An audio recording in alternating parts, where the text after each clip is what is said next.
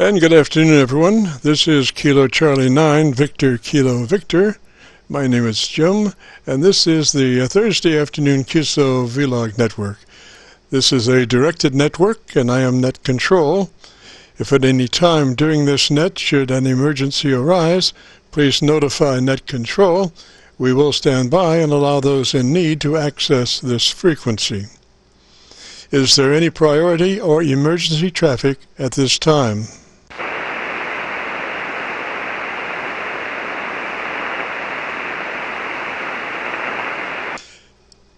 Hearing nothing, we will continue. This net is all about ham radio. If you have a ham radio and you want to check out, give us a shout. We're recording now live till 5, and then we'll post it up on YouTube, so you can come by and do a call letter search for KC9VKV. That's Kilo Charlie 9, Victor Kilo Victor, and that will take you to our QSO-VLOG page, where we're now featuring about 965 QSO-VLOG air checks. Also this afternoon, we're running 4 Internet SDR receivers, monitoring Rochester, New York, Milford, Pennsylvania, Atlanta, Georgia, and Arlington, Virginia, trying to get a better copy on our 100-watt friends. Now, the audio from these 4 SDR receivers comes up on a 6-position rotary selector. Also on this selector is our local receiver audio. And today, our local receiver is running 2 large 10-foot vertical magnetic loop antennas, one aimed north and south, the other east and west. The north and south mag loop can be rotated. They are selected by a 3-position rotary selector. Position 3 on this selector is a co-phase option that many times is 3 to 4 dB hotter than mag loop 1 or 2 by themselves. We do use a lot of rotary selectors in our shack, mainly because there's nothing faster than a rotary switch for comparing multiple signals. And today we'll be running 2 separate transmit and receive radios. Our normal modified Yaesu FT990 will be the transmit radio, and an ICOM 7300 will be our test receiver radio. The idea being that the 7300 has a lot newer digital receive technology, so that's what we'll be evaluating. One of yesterday's great radios, the classic Yaesu 990, in an A/B test with the newer ICOM Digital 7300. Of course, this is just a sidewalk survey because they'll not be sharing the same antenna. The 990 will be on a resonant no SWR dipole antenna, and the 7300 will be using our large twin 10-foot magnetic loop antennas with co-phase option. Also today we'll be running our visual input source indicator, so when we switch receivers from the 7300 to the 990, you'll be able to hear the switch and see the switch. You'll have to check it out on our YouTube QSO-VLOG video. Well, those are our working conditions. How about yours? This is the afternoon QSO-VLOG network, and now let's check in and see if Charlie K1GZL is on frequency to bring us up to date on the latest 40-meter band propagation. Charlie's QTH is up in northern New Hampshire near the Canadian border. Charlie, got a copy? Canadian border. Charlie, got a copy? Yes, I sure do, Jim. You're right now peaking 10:20 over 9 direct. Sunny out and in the shade. The temperature is 8 degrees. That's as warm as it's been all day. Go ahead. Roger, Roger. Well, now you have some interesting audio to play for us today, I believe, Charlie. Audio to play for us today, I believe, Charlie. Yes, I've got 2. One, this is K1GZL. I was working this morning, King X-Ray 4, Whiskey Charlie, Aeronautical Mobile on a Boeing 767 2-engine transport jet flying from Sacramento, California to Philadelphia, Pennsylvania. He was over around Davenport, Iowa, or just east of there, and heading toward Philadelphia with a ground speed of over 600 miles per hour with a good tailwind, and he was at 39,000 feet, and here he is. Wait a minute. Tower dispatching to Philadelphia, over. Okay, here we go. It's flight level 390, and we're showing 533 knots, and we have a 70 knot tailwind, and re-estimating that. We're estimating Philadelphia at 1820, so we'll probably start our descent probably around 1745. We're showing right now about 800 miles from Philadelphia. Over. Okay, now that was KX4 Whiskey Charlie. Now here's the next thing I have. Now this happened on the 18th. I'm trying to think what day that is. Tuesday night, Tuesday evening on 75 meters. And the darndest thing was I was working KA1 YVU. He's 7 air miles northeast of me in New Hampshire's most northern town of Pittsburgh. And we had the most weird condition. I had ground wave. There was ground wave between the two of us. However, there was a return double echo, Now, I was also working K0W, let's start over again, K0WOJ out just west of St. Louis, Missouri, and also WB2 Queen Nancy United, and he was located in South Plainfield, New Jersey. Oh, and that's only about 340 air miles to my south-southwest. Now, both of them copied Art and myself normally. However, Art, 7 air miles away, was coming back on a double echo. There was a delay that was significant because I used to, when 20 meters was really hot, quite a few years ago, I remember many times working Jim, WA3FET, down there near State College, PA. He would be aiming his beam east, and I was aimed west, and we were copying each other around the world, and there was a double echo. But that was even faster than this one between Art and myself. The only explanation I have is that the signal, for some reason or other, was going out into space, and somewhere, somehow, being refracted back. So we were going out probably 20,000 to 30,000 miles in space, and the signal was coming back. Now, the station in New Jersey and Bob out there in eastern Missouri heard no QRM, no other station on, and nothing unusual. However, we did get this return flow or signal coming directly down on it, and here it is.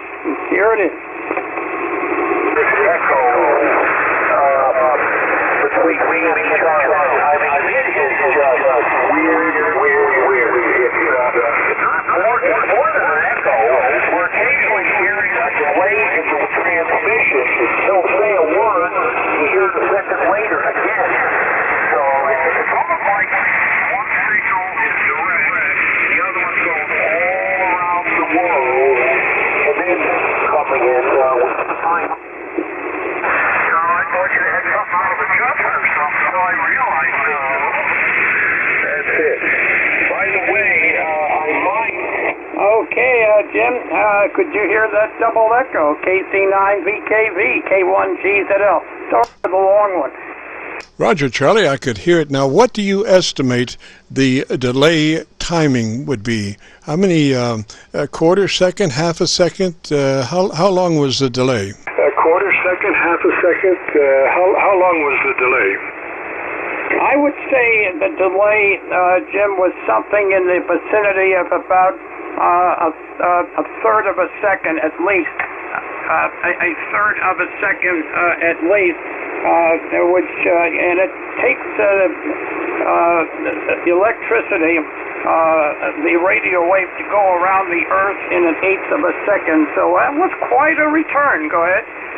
Roger. I think normally, those stationary satellites out there, I think it takes about a quarter of a second up to those satellites and then a quarter of a second down. So I don't recall exactly how far those stationary satellites are, but that's a quarter of a second out to those. So you guys were getting refracted way on past that. Oh, so you being refracted way on past that. Oh, yeah, it's obvious. So I've never seen anything like it. Art has never seen anything like it. And Jim, who has worked with antennas, WA3FET, thought it was so weird that I ought to send a copy of this into ARRL. Go ahead. Oh yeah, quite unusual, for that distance of a refraction. A lot of times we'll have phase cancellations, which is repeating refractions very close to the primary refraction. That's why they're actually, just a phase angle cancellation, so they're very close. But the further you get out, the more delayed the return, and you guys were way out there. More delayed the return, and you guys were way out there. Oh, yeah, and some people say I'm still out there, Jim, but that was fascinating, and could you make that out, that there was a delay there? Could you hear the double transmission, the delay? Actually, did that sound okay at your end? Go ahead.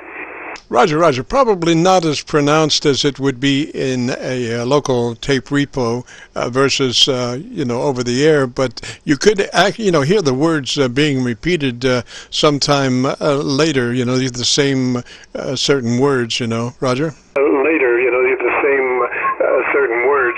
Roger.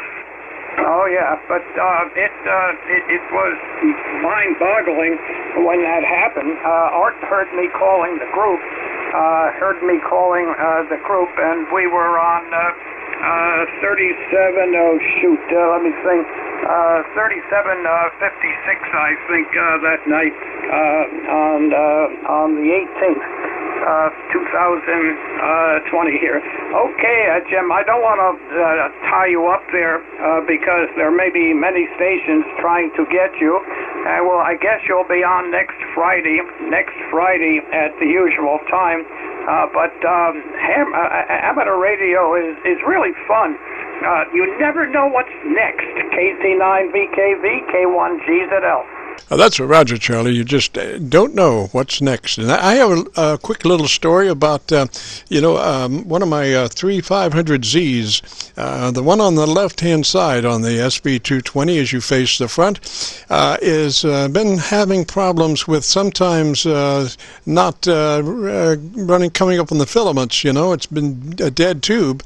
And so I've been thinking it was the socket, and I've been working on the socket. I made me a little shish kebab Q ball jobber, and so I would turn the machine off, and then I would take this little shish kebab dial and slip it through the back where the fan is, and slip it through the holes, and I would tap that tube pretty hard, and it'd come back and then turn it back on, and it would be there. And this has been going on for like 3 or 4 weeks now. It's driving me crazy. So finally it got to the point that even my best Q shot wasn't bringing that tube back up, and I said, I'm gonna have to just break down and do a little surgery on this, because I was thinking it was the tube socket myself, So I did get in there, and this SB220 on a good day is 75 pounds, and so I got it on its side, got the cover off of it, and started. I thought I could just manipulate the tube a little bit harder than normal, and turn it back on, and the filament would come.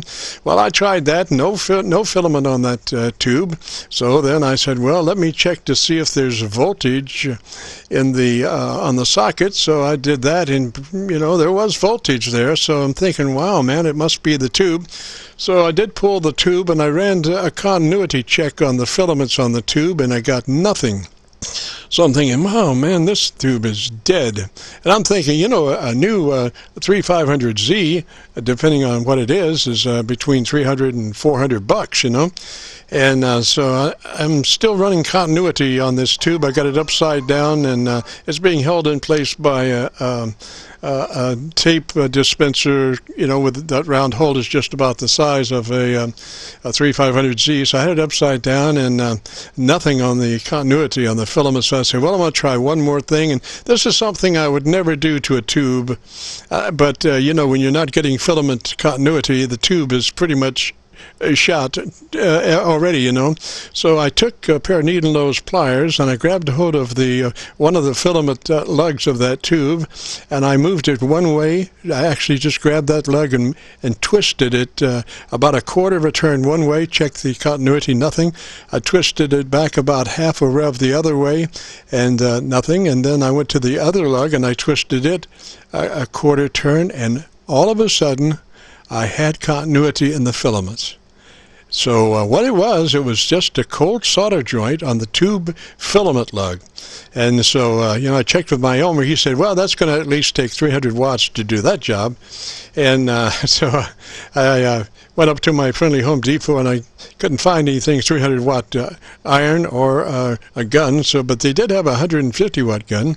And I got that and brought it home and did a little surgery, and bigger than heck, 150, 140 watts does just fine on resoldering those 3500Z tube lugs. And, well, here I am. 500Z tube lugs, and, well, here I am.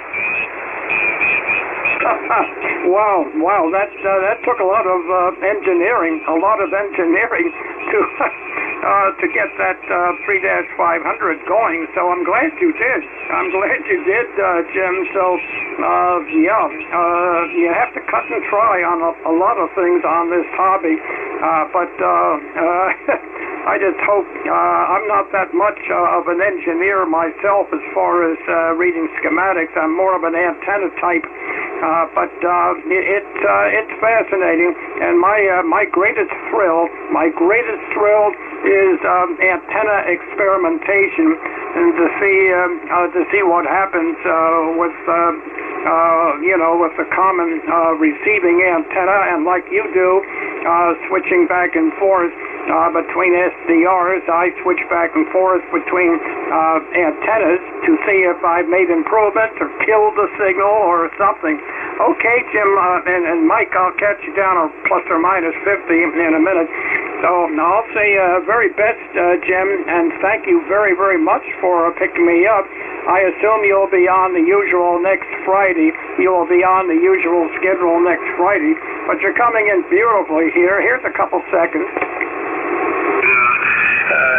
I thought I could just manipulate the tube a little bit harder than normal and turn it back on, and the filament would come.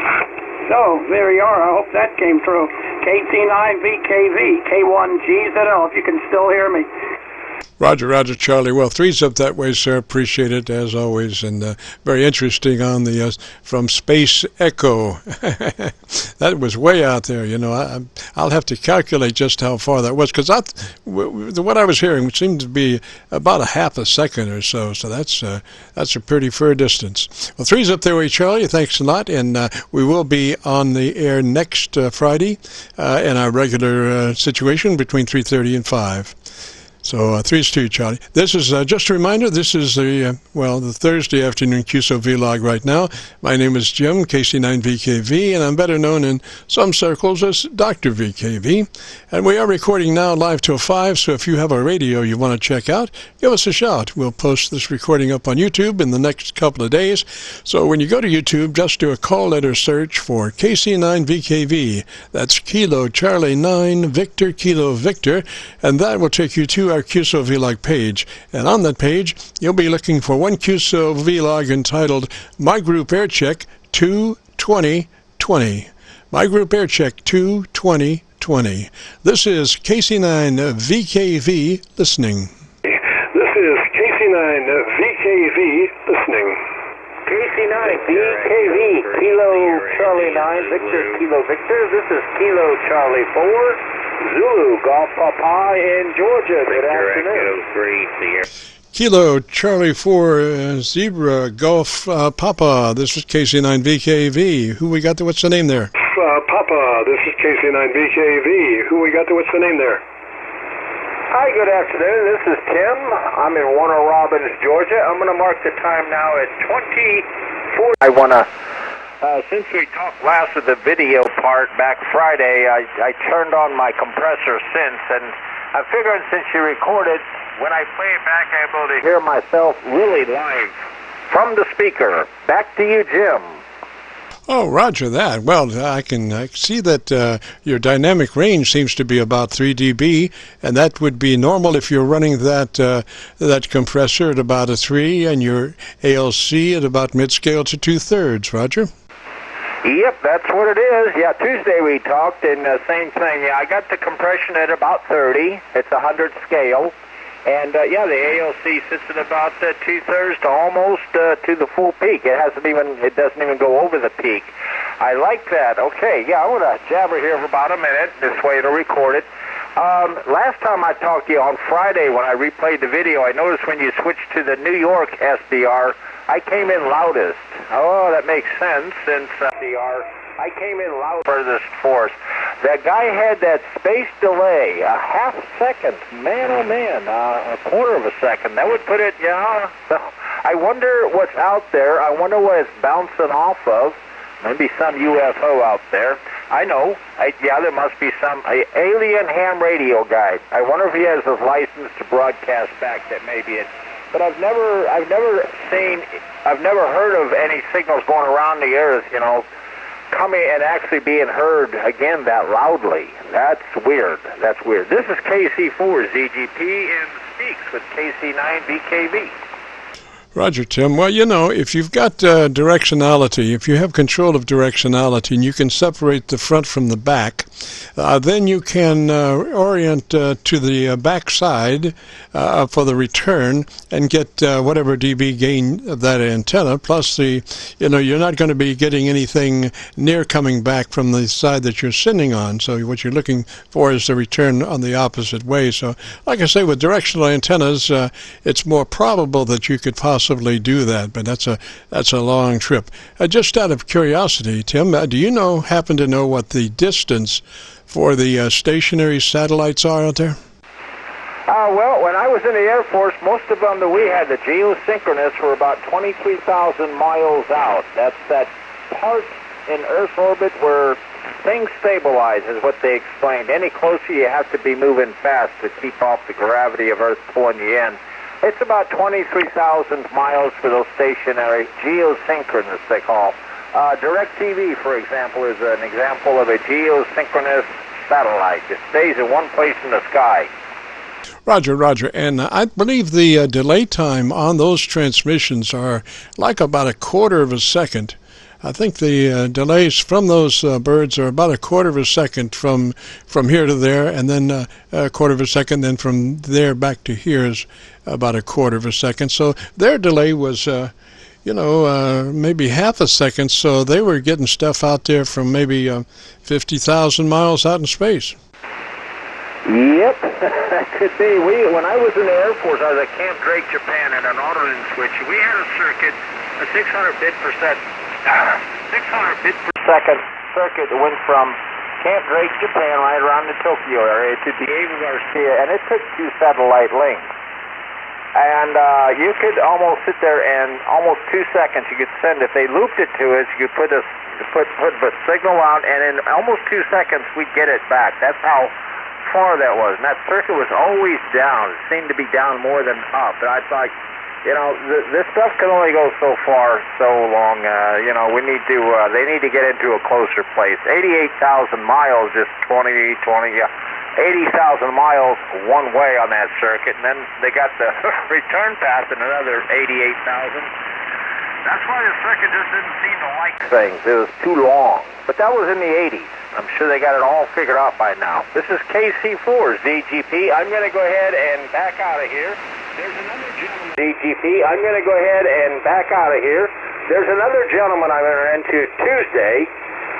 He has an FT450. He may be up here, and he maybe want to play with the audio stuff. He did the other day with me, and he went from some switch setting from 4 to 5. When he went to 5, he all of a sudden became very muddled in his speech. So we went back to 4. He may come up here. I told him about 3:30 to 5 today. He may be 450. He's only been on the air a couple of years. Have fun, Jim, and be safe. And yeah, that 3-500Z tube, is that the one that sits behind you in the video? Roger, yes, it is, and I'm glad to have both of them running today. So you actually use that you've got a tube on an amplifier right now exposed, not in a steel cage. Wow, okay. All right, Jim. Yeah, okay. Thank you. Thank you. This is KC4's DGP going to listen for the rest of the hour and a half. Roger, Tim. I thought you were talking about the SB220. Now that other tube over there by on the other side. Now that is a piece of artificial. Well, it's a real tube, but it's not running. That's just there, you know. But I thought you were talking about the Z500, the 3500Zs and the SB220. Roger. Oh, okay. It's just a desktop item, kind of like my Three Stooges pictures around my room. They're decoration. Very good, Jim. Be safe. Have fun. Bye-bye. Roger, Tim 3 Southway. Sounding mighty good. Matter of fact, everywhere I went, you were. I have, two receivers. The 7300 is running my two large 10-foot vertical magnetic loops, and you were all over those at 10 over. And then I switched to my 990 on a dipole, and you were all over that. And then I switched to Rochester, New York, and you were all over that. So you're saddling forth there. You'll be able to see that when you go to YouTube and do that call letter search for Kilo Charlie 9 Victor Kilo Victor, and that'll take you through the QSO-VLOG page, and you'll be looking for a entity called My Group Aircheck 22020. My Group Aircheck 22020, and that should be on page 1 of our QSO-VLOG. This is KC9VKV, and we are listening. November 3, Foxtrot Juliet, Zulu. November 3, Foxtrot station, come back with the rest of the call slowly, phonetically. November 3, Foxtrot Juliet, Zulu. Roger, and what's the name there? The name is Rick. Romeo, India, Charlie, Kilo. I'm in Manchester, Maryland, running a scratch-built rig. Okay, Rick, looking at your audio, I think we could probably get that a little fatter if you would be interested. Well, because the rig is scratch-built, it's built on individual components. I do have some control over the mic gain, which I'm in now, but do not have any control beyond that, since it's programmed with the soldering on, of course. Over. Okay, you do not have a compressor? No, it's going into a simple one-transistor mic amp. It's an electric microphone. And the rig is loosely based on the BIDX 40 Asher Fairhand radio that he put out as a project. I scratch-built it, and it's, like I said, it's loosely based on that design. It uses a PLL, and I have a dual IRF 510 final driving a 50-watt amp. That's all scratch-built. Over. Okay, gosh, now that I look at it, try turning your mic up just, let's see, do you have an actual volume control for your mic level? Yes, affirmative. Yes, I'm increasing that now, and I should be peaking at 50. Over. Okay, tell me, it sounds like it might have got some distortion. Tell me about your antenna system for about 10 seconds. Okay, I'm driving an 80-meter horizontal loop fed by 600-ohm ladder line, and it's driven by a link-coupled balance tuner. Over. Roger, okay, you have picked up some distortion from somewhere I don't know. It might be RF in the AF, but back it down to where it was. You were close enough and a lot cleaner.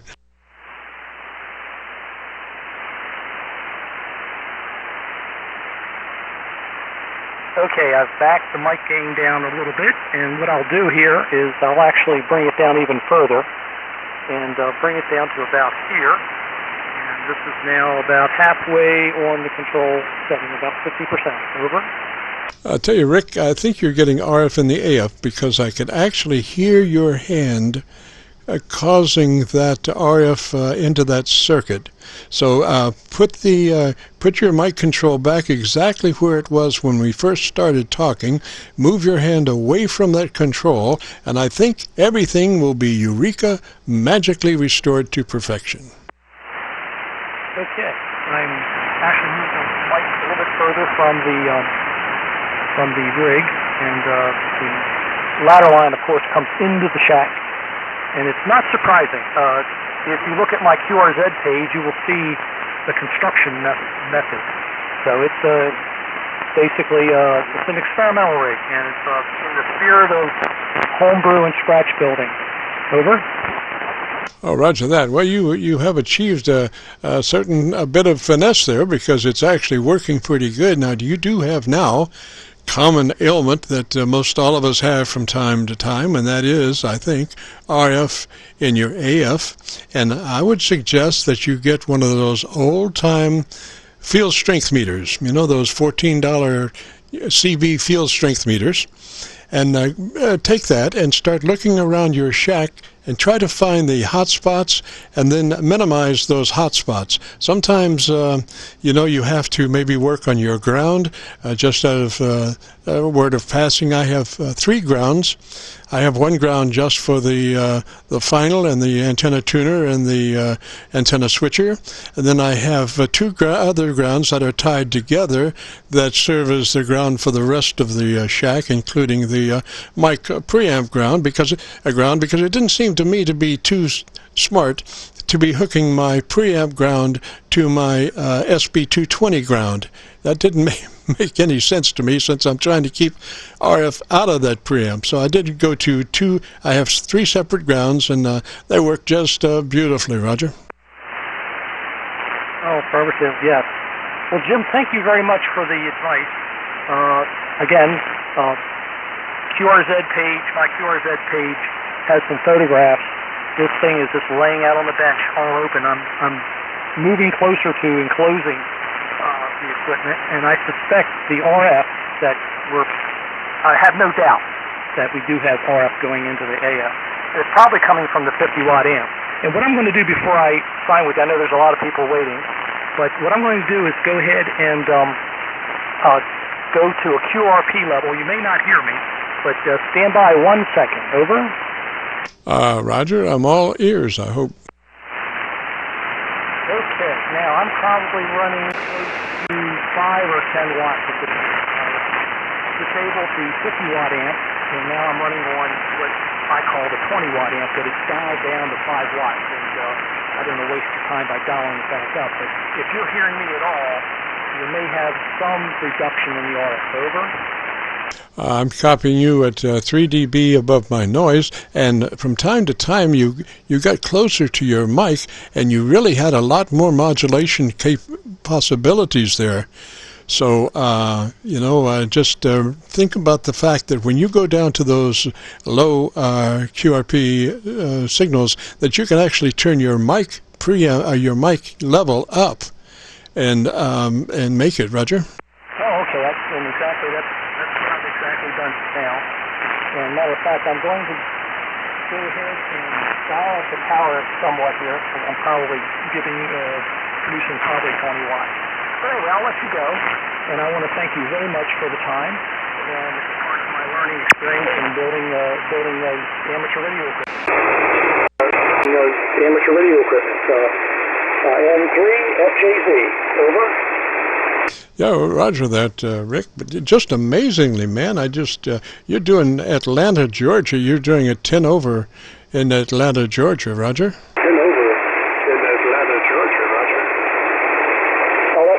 Thank you so much. Yeah, this is all inspired. I was licensed in 1983, and essentially I was reader and packet radio to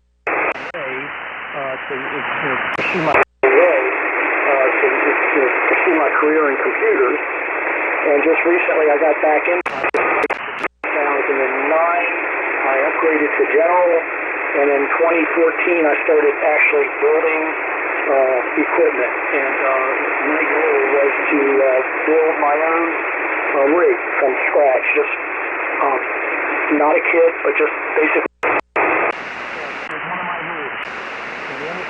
And it was one of my rules. And the only thing I purchased is the watt meter, the SWR meter, and the dummy load, because I wanted to start somewhere. I didn't want to have to homebrew everything, but it's such an honor and a thrill to be able to speak with you today, and I'll be looking forward to seeing the results on the YouTube. Over. Roger that, Tim. Well, you know, best laid plans of mice nor men. To bring my studio up to being on, so to speak, there's 1,000 different things that I have to do to make sure everything's running. And we were doing some work in the studio and had to pull one of the power supplies to put a soldering iron in. And that power supply that we pulled was the power supply that makes our visual source indicator work. And so I looked over to see the Georgia SDR on, and nothing was working, and I rotated through my stuff, and I was getting no lights, and then I recalled the problem, so I just on camera just went over and turned plugged the wall wart in that drives the lighting system for our visual input source indicator, just because I wanted to see you or be able for you to see that you were actually on the Georgia SDR and the relationship between the Georgia SDR and my two local receivers. So I did have you for the last 10 seconds or so, 15 seconds, indicating that you were on the Georgia SDR. Now, what kind of power were you running at that point?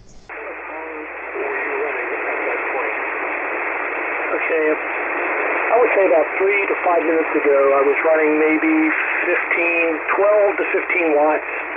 I've increased that now to the maximum that this small amp can produce, which is my solar amp. So you may be even seeing some distortion.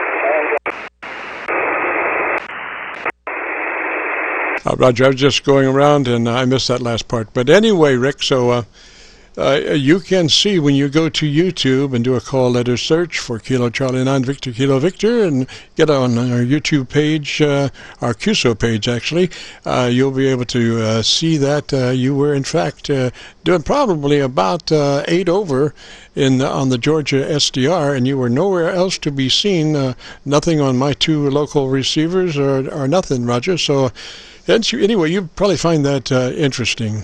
Anyway, you have a real good day, a great weekend coming up, and we'll say threes for now, and thanks for checking in. This is KC9VKV, the QSO-VLOG network in progress for Thursday as opposed to a Friday. We have commitments tomorrow, so we thought we would go a day early. But anyway, if you have a radio you want to check out, give us a shout. Charlie 9, Kilo Charlie Victor, KD9MQE. KD9 station, repeat your call, please. Kilo Delta 9er, Mike Quebec Echo. Michael Quebec Echo, over. Roger, and what's the name there, sir? My name is Paul. Good afternoon.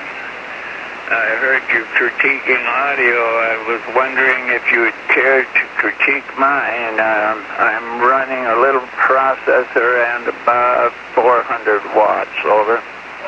Roger. Well, right now you're giving me a 10 over on my local 990 with a dipole antenna. Come back and talk to me just a little bit more. Tell me about your antenna system so I can see your audio. All right. Right now I am running into a 1-to-1 current balance fed with about 99.5 feet of ladder line out to 137-foot equally spaced, and running through an auto tuner and an AL811 on my equipment. For the radio is the DX1200, over. Roger that, sir. Well, you're sounding pretty good there. You have pretty good modulation. We could always probably get it a little bit better. You are running the compressor. Are you running about a 3 on that compressor? Tell you the truth, I'd have to get into menu. I'll tell you what, I'll turn off the processor. There is the processor off. How do you perceive the difference, over? Well, you talk about dynamic range, it's both about the same, so you would probably either have a very slow processor recovery time or didn't have much cranked in, but it looked like your dynamic range would be about 3 dB, so that would mean your average percent of peak modulation would be 80 to 85%, which is a pretty fat signal. Well, I'm glad it's working out. You know, my setup here, if you look at QRZ, it's kind of, well, there's a lot of coax running around, a lot of coax running here and there and everywhere, and a lot of power cords, kind of a messy setup. And I was just wondering, I had some issues with RF getting into my power supply, and if I move my radio back about 11 inches to where I have a choke on the power supply input, it would come in very close proximity to my grounding bar. And when I did that, I all kinds of RF, and I'll be doggone, it took me several days to figure out what was going on. Now, incidentally, if I didn't tell you, my name is Paul, and I'm located in Tomahawk, Wisconsin. Over. Roger, Paul. Well, the best friend somebody that has RF in the AF can have is an old-time field strength meter. Or a new one, whatever. But a field strength meter lets you actually see RF levels, and that's vitally important when you're trying to track those hot RF areas down and figure out how to minimize that situation and what you have to move away from there. To avoid the RF and the AF, and it is can be challenging. But I fought it for months, and then I said, I wish I could see RF, and then I'd be able to fix it. And then it came to me that with a field strength meter, I could see RF. And gosh, after I got the field strength meter, it wasn't 2 days later I had the problem fixed. Roger. Yeah, Roger. I do have one of those Radio Shack cheapy CB type field strength meters. As a matter of fact, I have a couple of them around here, somewhere in my outbuildings. I've been stuffing old tube equipment and various components away for years, and finally decided maybe it's just getting to be too much. But somewhere out in that pile, I have a couple of those meters. I should dig those out. I was thinking that I saw one the other day, and was thinking it would be a good idea to have one here in the shack to monitor RF, over. Oh, yeah, and they're good RF sniffers. When you want to track down hot spots, those are great sniffers that you can move around. And now what I did was I put some Gorilla Tape over that antenna just in case I might run across something that I didn't want to run across because I was sniffing in a lot of strange areas, So I did put some duct tape over that antenna that would isolate it and insulate it so it wouldn't get into places that it shouldn't be. But anyway, those field strength meters for CB are designed for 27 megacycles, so frequencies below that, like where we are here, they just work even better here than on CB. So, it's just great as far as divulging the secrets of RF energy, Roger. You bet. I didn't catch your name if you gave it. I apologize if you did. It's a tool well worth having in the shack. I totally agree. And I should have grabbed it when I saw it last. We've got, we had 57 inches of snow up here, and we probably added another 5 or 6 inches in the last few days. So it's getting hard to move about the place in between the various sheds and stuff. I've got to get out and blow some paths clear so I can make my way into my storage areas. Over. Roger, Paul. Now, do you had equalization on that radio, Roger? Yes, I do. Right now I have the EQ off. Let's see. I can turn it on. Whoops. That was processor. Got to figure out what I got going on here. I'm still playing with this radio. I've had it for quite a while, but I haven't been experimenting with it. I ran it pretty much right out of the box, factory settings for the longest time. And just recently started playing around with the settings. I'm not even sure how to get there without losing your signal. Over. Oh, Roger. Well, let me give you a couple of notes to work on when you do get to your EQ. I'm looking at the output of your audio on a spectrum analyzer, and your top end is pretty good, but you have very little content down in the lower ranges. So you could try right at 200 cycles, bringing that up about 4 clicks or 5. That would help your curve to be very much broader than what it is now. Right now, it's all up in the top end, Roger. Yeah, okay. I will take that under advisement, and when I figure out where my EQ is on this thing, I'll play around with that. I was setting up an SDR here the other day, and I got an isolator, a buffer, MFJ buffer in between the radio and the SDR. And somehow, while I was hooking it up, I hooked it up wrong. And I toasted the 2 SDR plays I have sitting here on the bench. I had them both running. I don't know what I was thinking. Well, I know what I was thinking. I wasn't. My elbow went over and keyed the mic on 80, where I was monitoring with the SDRs, and hit the lock button. And by the time I realized what was going on, it was too late. Roger. Now, you're going to lay all that on your Elmer? Well, you're my Elmer today. I haven't confessed to anybody else, over.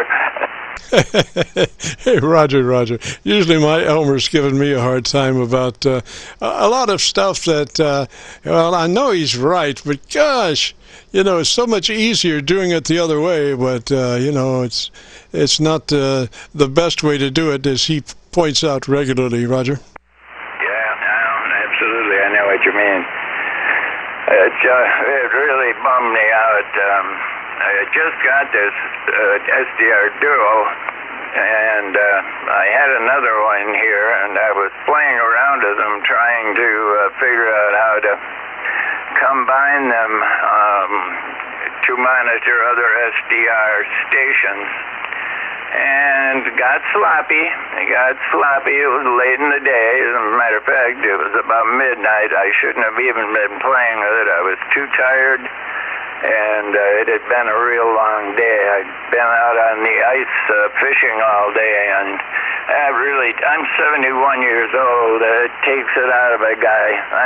You're not as sharp as you were when you were in your 20s.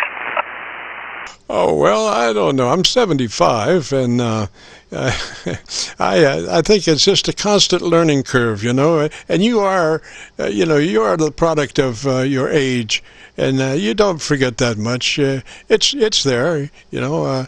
Just sometimes when you do if you don't ever do anything, then you never screw up. You know, think of it that way. If you never do anything, you're not going to screw up. But then where do you get from that? You know, so you have to sally forth and do what you can do, and you're bound to have some problems along the way. You know, so you just learn from those, and I bet you the next time that situation comes along, you will address it differently, Roger. Oh, yes, I certainly will. For one thing, I'm definitely going to pay more attention to the instructions on this isolation buffer. I don't really know. You know, it's still all sitting here unscrewed. I just, after it happened, I shoved it back on the desk, walked away disgusted with myself, and haven't since played with it, except to bring it up and see that it was not working properly. Roger. Well, and there's another thing, too.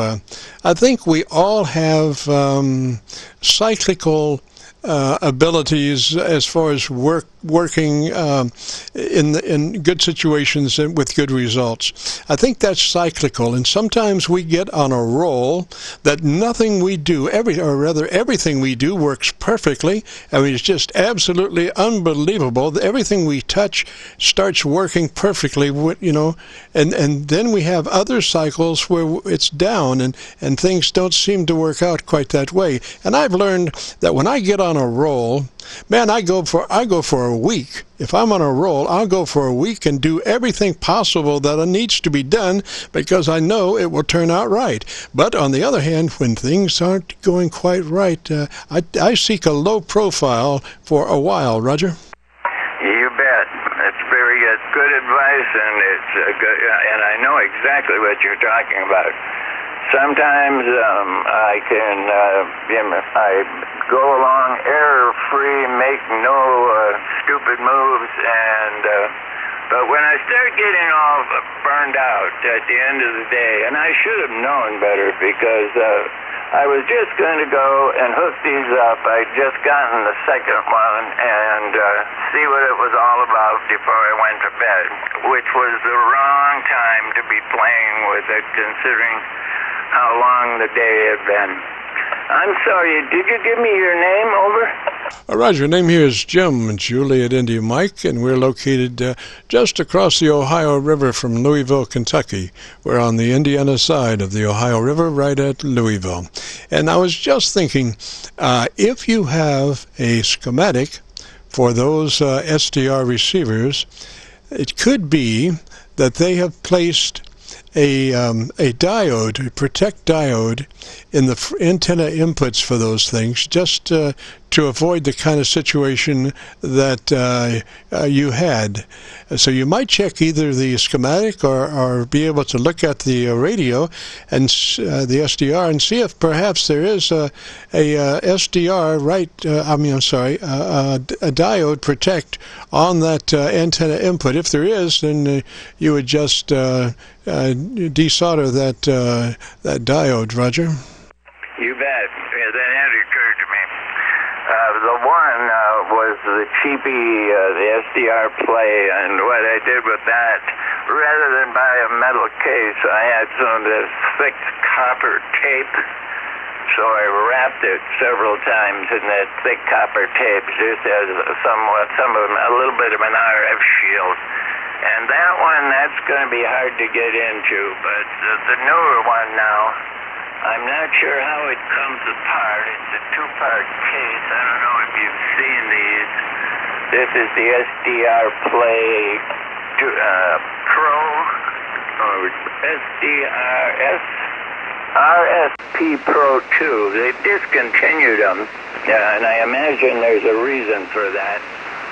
But I really liked, what you can do with them. Very interesting. I was even considering getting a larger monitor and hooking them all up together and, setting them up so I could monitor other SDR receivers. if that's even possible. I know I've heard it is. I don't know exactly how to go about it. I'd have to do some studying, but all right, Jim, I'll let you go. Thanks for the advice and thanks for the chit-chat. It's been interesting and informative. And I'll look for you up and down the band. I hope everything's going well. How is the river doing there? Are you getting a lot of water down the Ohio?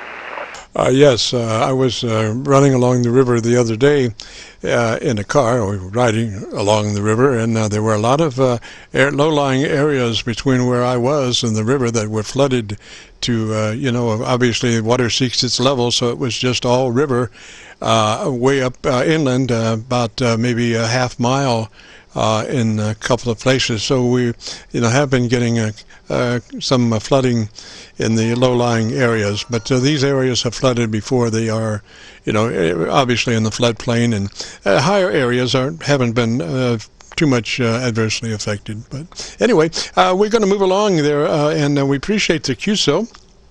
And then just another word about your SDRs. You probably don't have a fortune invested in them, so could be that you could, if those don't pan out to be repairable, you could get another set fairly inexpensively and continue on with your investigations with SDR radios. Roger? Yeah, I definitely plan on it. I had already started shopping around. I think I'm going to get the SDR DX model. I haven't read all of the information on it yet, but from what I've seen, that looks like an interesting little radio with dual receive and sharper. It's a sharper, more sensitive unit. So we'll see how that goes. If I can find something cheaper to wreck before I destroy something more expensive, I may pick that up. What are you running for SDR there? Is it involving your station, your transmitter? Well, on the SDRs, we're running internet SDR receivers. I have 4 tablets in front of me, and we're running SDRs in Rochester, New York, Milford, Pennsylvania, Atlanta, Georgia, and Arlington, Virginia, and those come in, on the internet and through the tablets. And then I have a 6-position rotary selector, which selects my audio input, and those 4 SDRs audio outs come up on the 6th position, along with our 2 local receivers. The 990 is running a 0 SWR dipole, and the 7300 is running right now 2 10-foot magnetic loop antennas. They're running now, and I have a co-phase harness, so I have the option of running one magnetic loop or the other.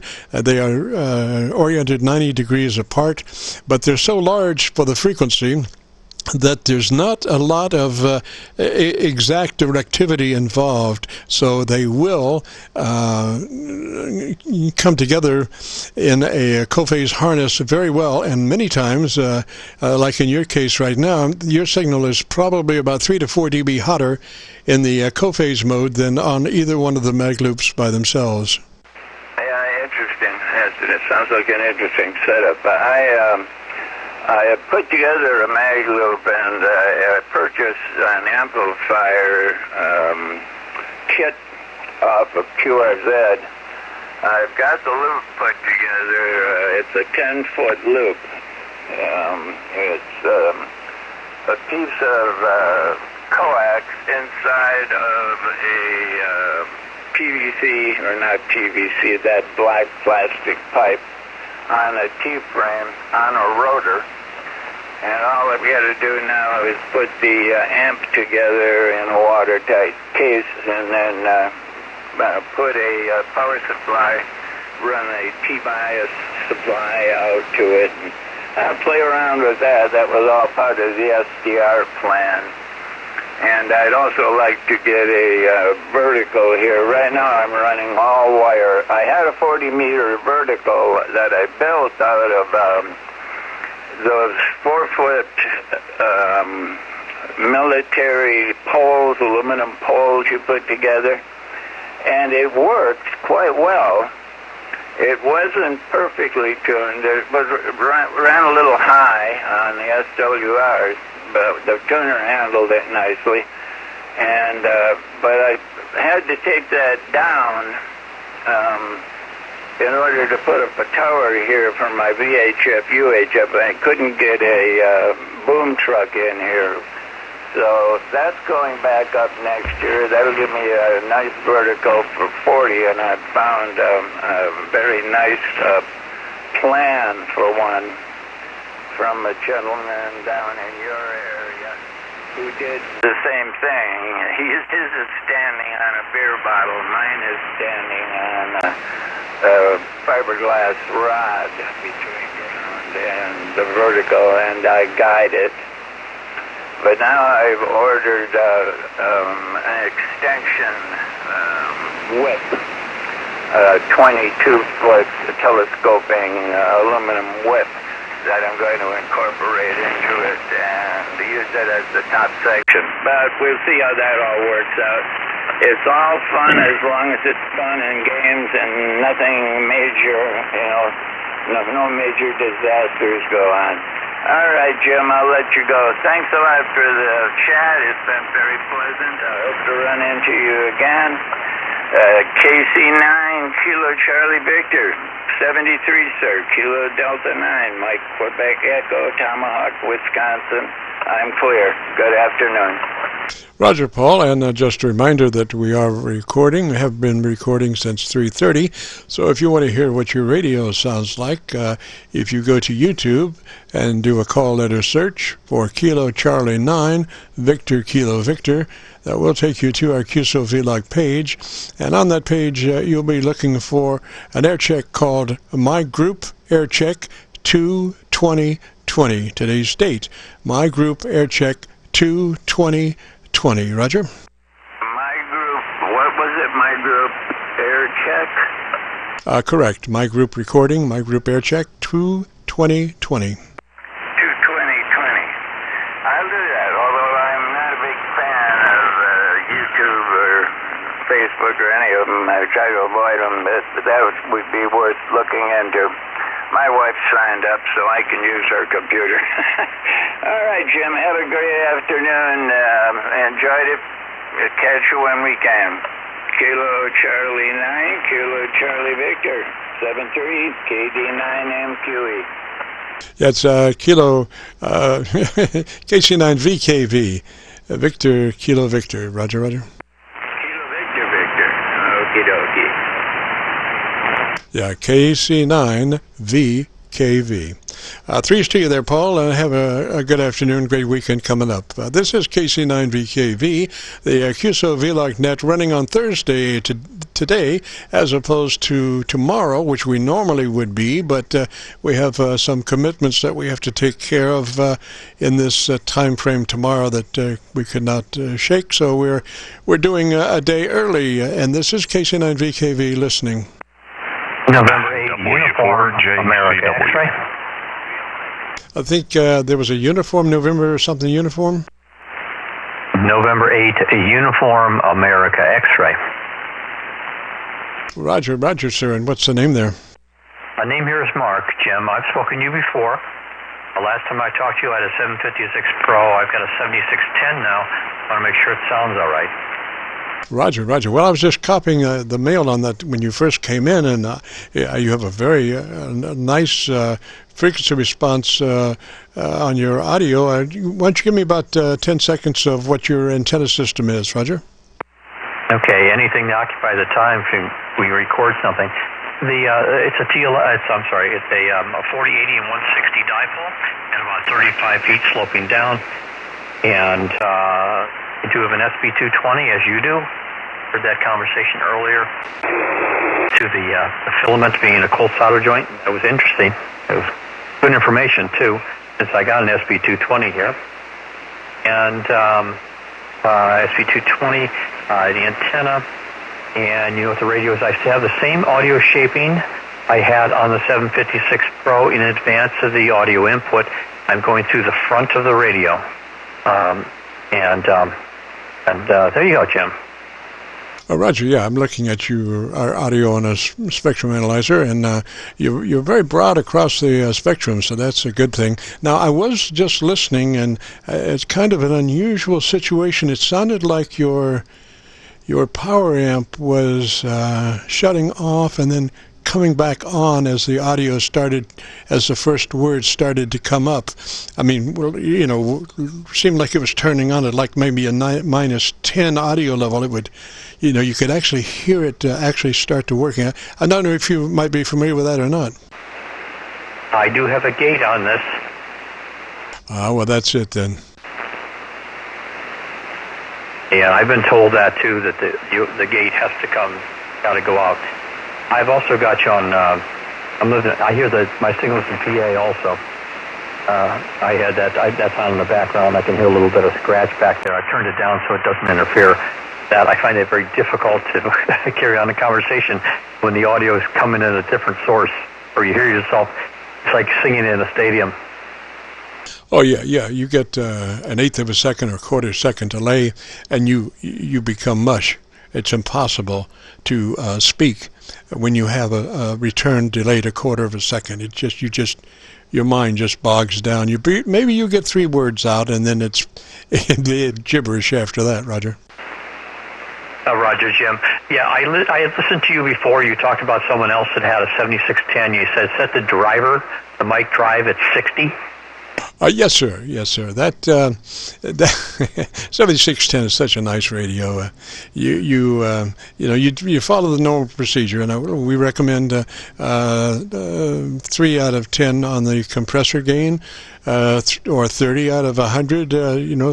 30% activity on the compressor, and then mid-scale to 2/3 on your ALC reading, and then on your case with a 7610, quick to drive, and drive usually starts is preset at about a 50. So if you advance that to a 60, you will move your dynamic range from a 3 to a 2.5. Now at a 3, your average percent of peak modulation would be between 80 and 85%. So when you move that drive up to 10, up 10 from 50 to 60, then your average peak modulation will probably be about 90%. Somewhere right in there. So you have a really fat signal, Roger. And I'm assuming you've done that? Yeah, I've moved the drive. I've moved the drive up to 60%. I just switched it on compression, and compression might hit +10. It doesn't go any higher than that. It generally stays in the blue, which is let's see, compression. I'm sorry, I'm reading the wrong one. Let me take that back. The compression runs at 15 to a little bit above 15 if I crowd the mic.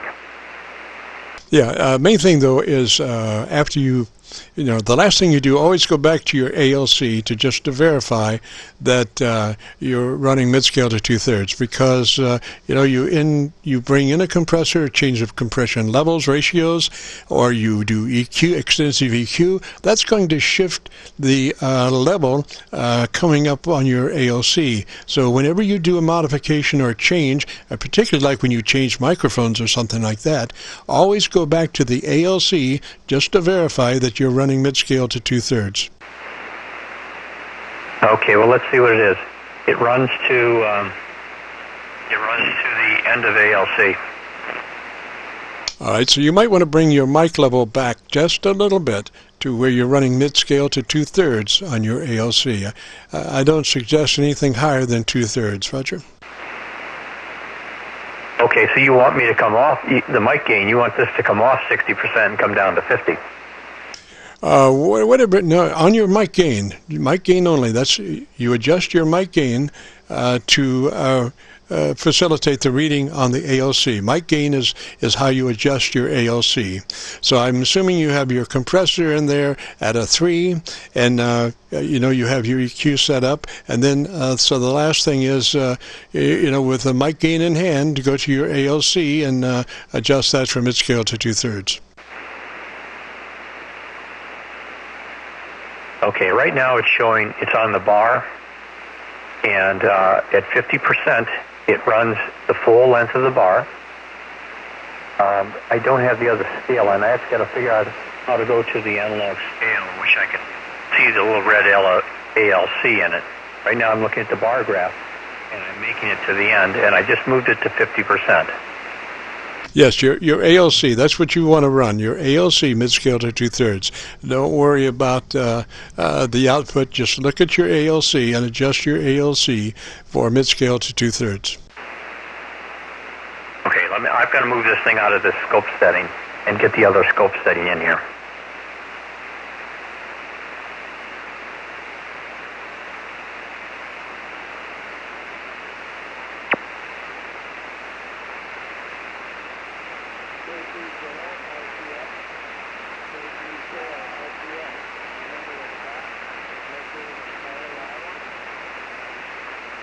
Okay, I've got that. It's running to the end of the ALC, so that's too hot, is what you're telling me.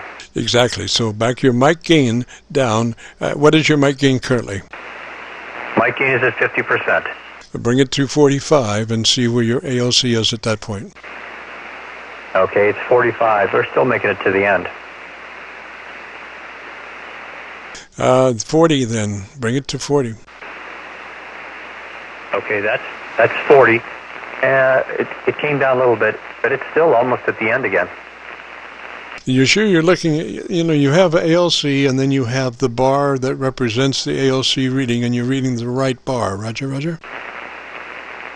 Yeah, I've got the meter set for ALC, and it's the last thing on the bottom of the meter. It's a red ALC area, and it's making it to the end of the red. And, of course, above that is SWR, power out, and, of course, temperature and S unit. Roger that, Roger that. Well, you may have to back off on your drive, because you don't want to be up against the wall. You want to try to keep that at about 3/4, mid-scale to 2/3, somewhere in there. But you don't want to be, right up against the wall. Okay, I moved it down to 30%. It still makes it to the end, almost. And I'm not on the microphone either. I'm a bit off it. I've got I'm not showing that the equalizer is overdriving it. Just barely tapping the red light on that occasionally. Yeah, pull your compressor off. Let's see what happens with the compressor off.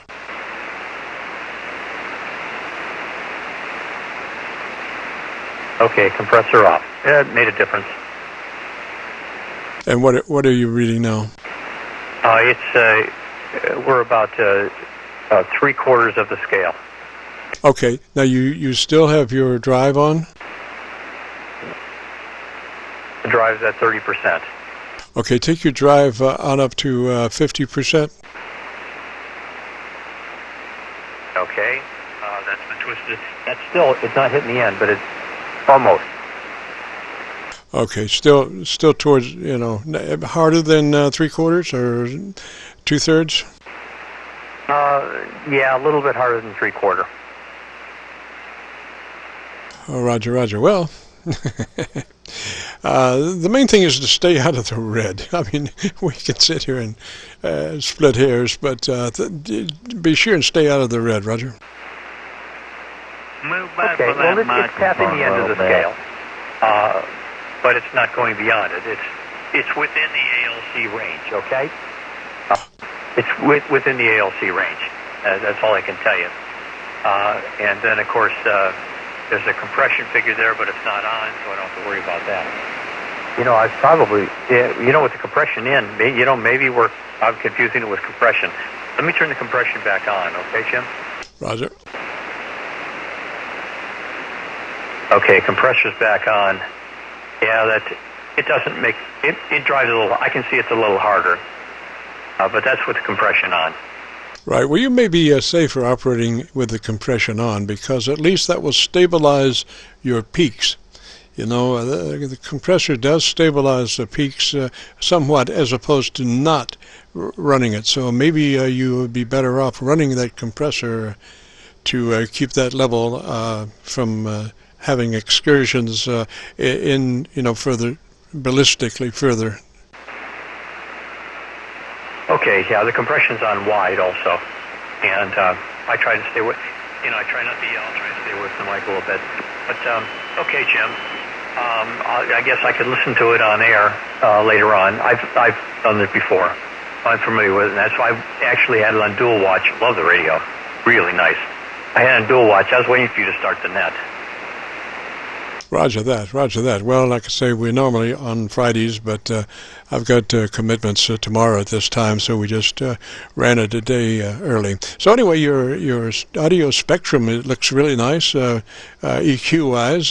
Got some bottom, got some top. The thing about it is, if you get a strong bottom, audio-wise, you need to have a strong top to keep it balanced.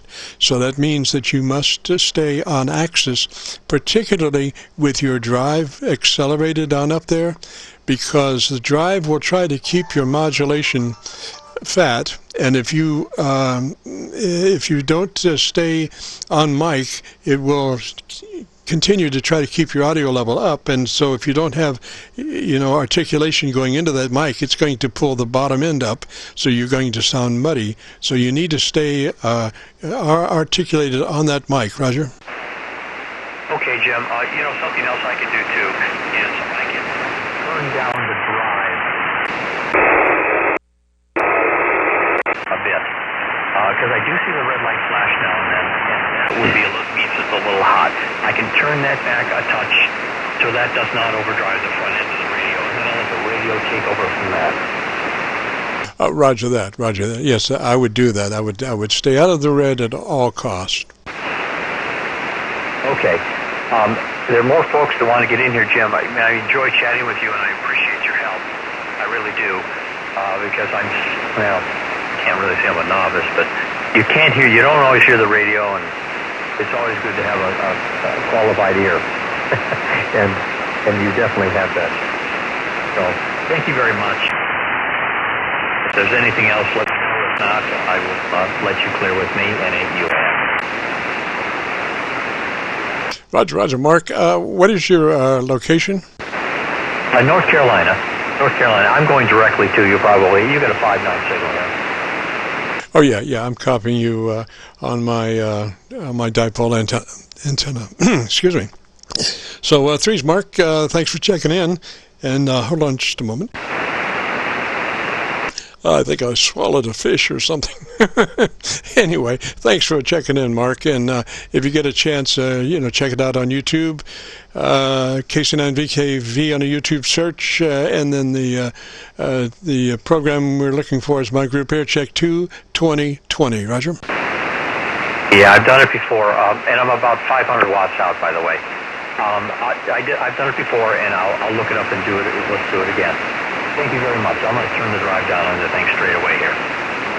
Roger, and give us a couple of days to post it up.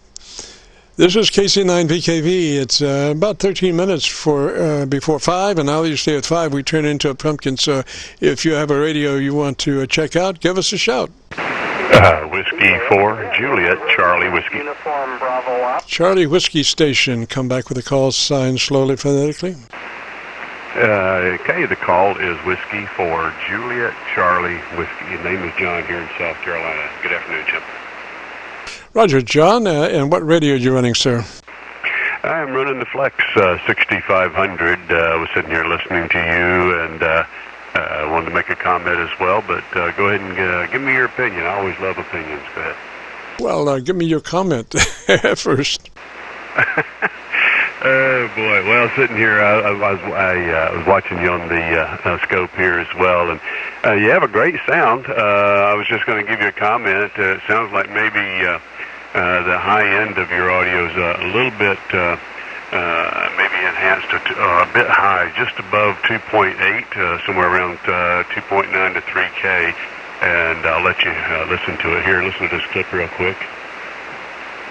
Your radio sounds like if you go to YouTube and do a call letter search for Kilo Charlie 9, Victor Kilo Victor. And so that's what I'm talking about. Sounds great. Dead on 3K. and sharp skirts on each side, so it looks good, sounds good. Just a little bit hot on the high end. Go ahead. John, and that was a beautiful recording, and it represents exactly what I'm talking about. You know, you have a balanced audio signal, but you have things called phase angle distortions and cancellations, and those things happen at the top end of the audio spectrum, up in the syllabic range primarily. Cancellations start up in the syllabic range, S's, and then they come on down. So if you're balanced normally, when you come into a severe phase cancellation, you lose the top end of your audio. There goes your balance. You're all mumbles and bass, because, you know, I'm trying to get a very broad audio spectrum rolling across, but I want to be sure that I have enough high-frequency content to still be intelligible, even if I become involved in a severe phase cancellation situation. Roger? Oh, yeah, completely agree, 100%. And that's exactly how I tonalized mine with the spectrum analyzer here as well. And anyway, I just thought I'd pass it along. Sounds great. Just a little fuzziness on the high ends, maybe a little bit too much EQ there. I don't know. Just from my ears. I'm listening to you from 0 to 3K flat here, and that's just what I'm hearing in the headphones, and want to play it back so you hear it. Go ahead and tell me what you're hearing from mine. I'm always curious. Go ahead. It sounds very full ranged. You have a nice bottom and a nice top, and you obviously your top is not as robust as mine, so you will have problems if you come into a severe phase cancellation. And I don't know if you know exactly what I'm saying there, but you know, this whole thing, my transmission to you, your transmission to me, revolves around skywave reflections, and that is normally, you know, perfect. But sometimes things get reflected from a higher altitude slightly, and when they come down slightly, can come down slightly out of phase with the other signal. And when you have that, and when those signals become 180 degrees out of phase, and that starts at the top end, the lower the frequency, the cancellation drifts down. So, but at the beginning of that cancellation, it starts at the top end, and that's the high frequencies. So you know, you could have a perfectly balanced signal, and you go through phase cancellation, and your mumbles. So you know, the thing I want to do, be sure, is have a fat signal across the spectrum, stay out of ranges past 3K bandpass, you know, and I'll call it. And when you played back, man, I was really nice. Now the other thing is, I think my personal harp is that folks should be monitoring what's really going on, and you will never hear from the speaker inside your radio, you will never hear what is really going on, because you just don't have enough cubes to make a speaker system work in that radio below 250 cycles. So you got to get that audio out of that radio and into a full spectrum audio system to really be able to tell what's going on. And when I say full spectrum, I'm talking about at least a 2.1 monitoring system where you have two satellite speakers and you have a subwoofer, and then you tune the subwoofer for balance between it and the other two speakers, and then you're listening from about 16K down to about 50, 60, maybe 40 cycles. And in that way, then you'll begin to hear what's actually going on and being transmitted. Roger? Thank you, QSO. Yeah, I'm listening to it that way as well. I understand. I never listened to a radio speaker, by the way. I do have, obviously with the Flex, you have to have powered speakers, and I have them. But normally I'm wearing the Sony 7506 cans, and you know what their spectrum is. So listening to you there, and it's a nice flat response. And my only comment, like I say, was the little fuzziness there on the end, on the high end, which is the kind of the way you have it tailored and to balance it out. And certainly understand that. Okay, well, anyway, I'll let you go ahead and work a couple more. You said you turned into a pumpkin here in about, what time is it here? In about 7 minutes. So maybe somebody else will get in there and you give a few more critiques. Take care, Jim. Nice to work you. KC9VKV, W4JCW. Till next time. Roger, John. And again, if you go to YouTube and call it a search, KC9VKV, that will take you to our and QSO-VLOG page, and look for my group Aircheck 22020, and look at your audio on the spectrum analyzer on the set. Just beautiful. 3's that way, John. This is KC9VKV. We have about 5 minutes to go before pumpkin time. If you have a radio you want to check out, give us a shout. Whiskey Bravo 2 Delta United. There's a Whiskey Delta 2, I believe. Sir, come back with your call sign again, please. Call sign again, please.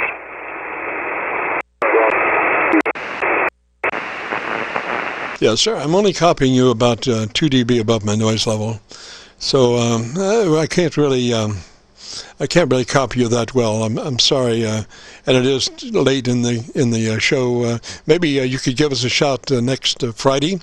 We start next Friday at 3:30 and go to 5, recording all the way live. So give us a shout back then. Your signal is too marginal right now. This is KC9VKV. Anybody want an air check? Give me a shout. You are hearing gains. This is an old TS520S that I am putting on the air.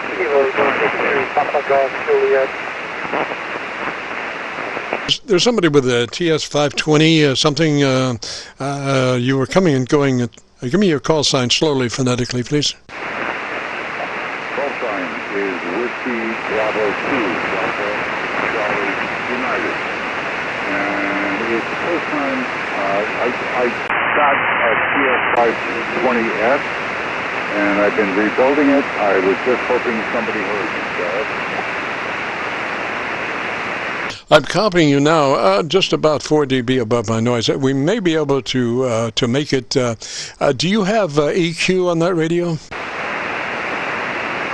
Say again. Do you have equalization capabilities on that radio? TS520S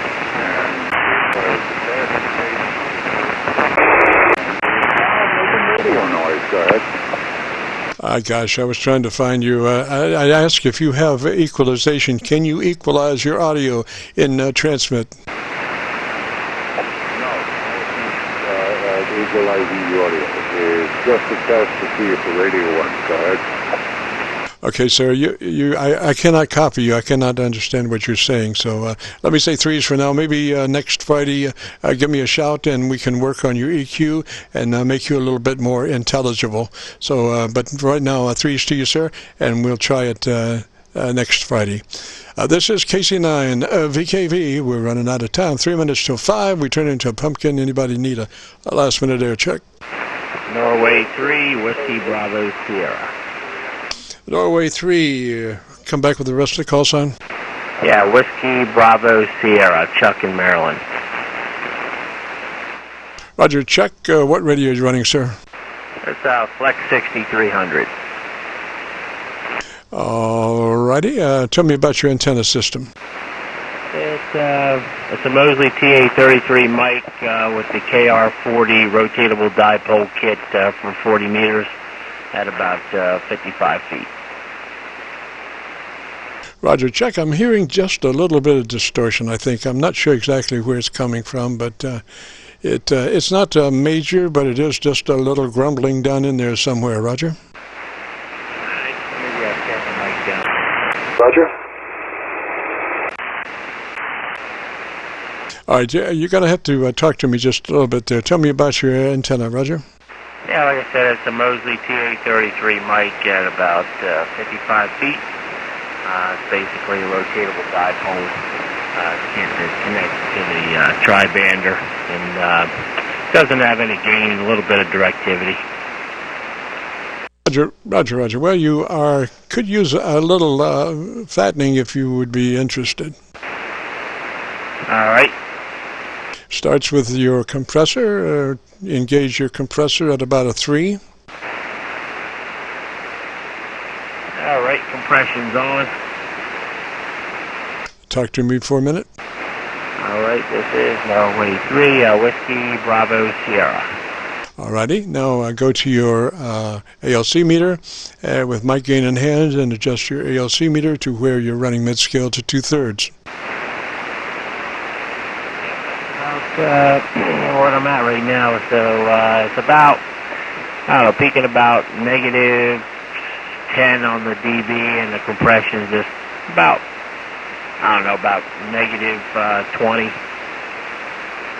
Roger. Now you have what I call a peaky voice, and that is that you sometimes stab at words at about twice the level, the peak level of any of the words that came before or after that.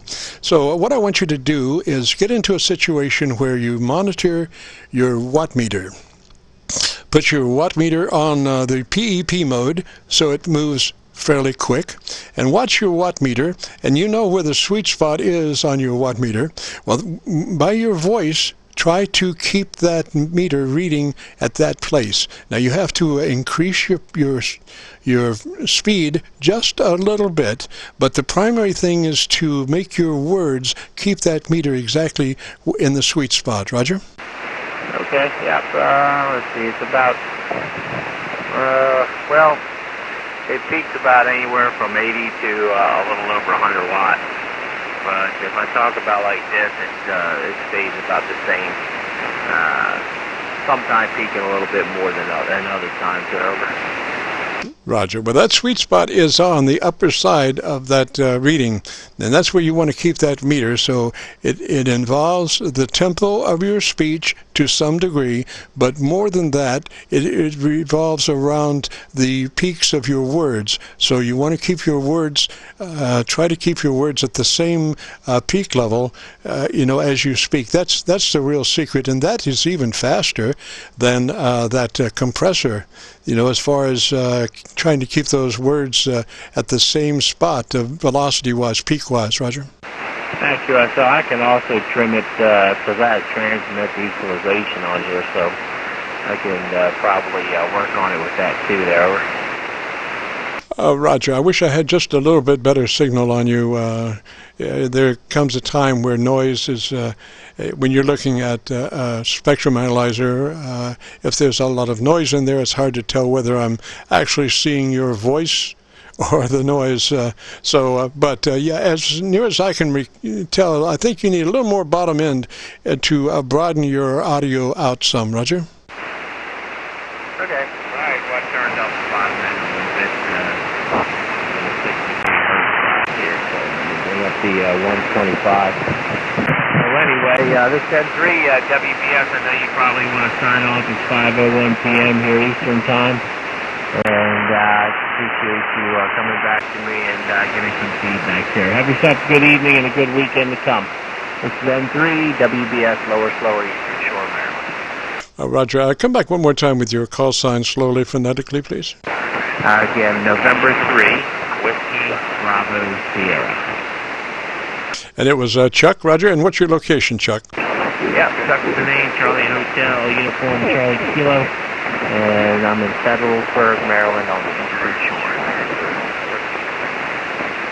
Roger, Chuck. Thanks so much. Threes to you, sir. And we enjoyed it. And hopefully you'll be able to join us next Friday when we normally are on the air, as opposed to, this day when we were on the air on Thursday instead of Friday. So, but next week we will be on Friday for sure. And right now, I guess we have about exceeded the speed limit on our broadcast. So we're going to wrap up. We'll say threes to all. I'm senseless to look for the official close. I never can find that sucker. It take days. I've got it color-coded. I've got it everything but tattooed on my forehead, but it still eludes me. So we'll say threes for now. See you next Friday, 3:30 till 5 on this frequency. And thanks for participating. And if you want to find your Aircheck audio, if you go to YouTube and do a call letter search for Kilo Charlie 9 Victor Kilo Victor, then that will take you to our QSO-VLOG page, and on that page you'll be looking for an entity called My Group Aircheck 2-2020. That is today's date. My Group Aircheck 2-2020. So this is KC9VKV returning the frequency to a normal amateur radio use, and KC9VKV will be clear.